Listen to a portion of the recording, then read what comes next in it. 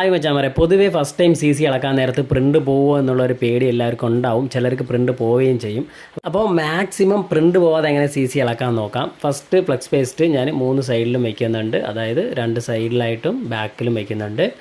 അപ്പോൾ ഇച്ചിരി കൂടിയാലും കുഴപ്പമില്ല ഫ്ലെക്സ് പേസ്റ്റ്. അത് കഴിഞ്ഞ് ബ്ലോവറിന് ഹീറ്റ് കൊടുക്കാൻ പോവുകയാണ്. ഇത് അയൺ വെച്ചും ഇളക്കാം നമുക്ക്. ഇപ്പോൾ ഞാൻ ബ്ലോവർ വെച്ചാണ് ഇളക്കുന്നത്. ഈ ബ്ലോവർ യൂസ് ചെയ്യുന്നവരാണെങ്കിൽ, അതായത് സ്റ്റാർട്ടിങ് സ്റ്റേജിൽ ഹീറ്റ് കൊടുക്കാൻ നേരത്തെ ഒരു തെറ്റ് ചെയ്യും. എന്താണെന്ന് പറഞ്ഞാൽ ഈ ബ്ലോവർ ഇങ്ങനെ നമുക്ക് മൂവ് ചെയ്തുകൊണ്ടേയിരിക്കണം. ആ സി സിയുടെ പുറത്ത് ഇങ്ങനെ മൂവ് ചെയ്തുകൊണ്ടേയിരിക്കണം.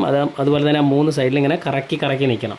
എന്നാൽ മാത്രമേ സി സി നമുക്ക് പ്രിൻ്റ് പോകാതെ ഇളക്കാൻ പറ്റത്തുള്ളൂ. ചിലർ ഈ ഹീറ്റ് കൊടുക്കാൻ നേരത്ത് പെട്ടെന്ന് ബ്ലോവർ എവിടെയെങ്കിലും ഒരു സ്ഥലത്ത് സ്റ്റോപ്പ് ചെയ്ത് കളയും. അപ്പോൾ ഓവർ ഹീറ്റ് ആവും. ആ സ്ഥലം ബോർഡ് പൊള്ളൽ വരും, പ്രിൻ്റ് പോകും.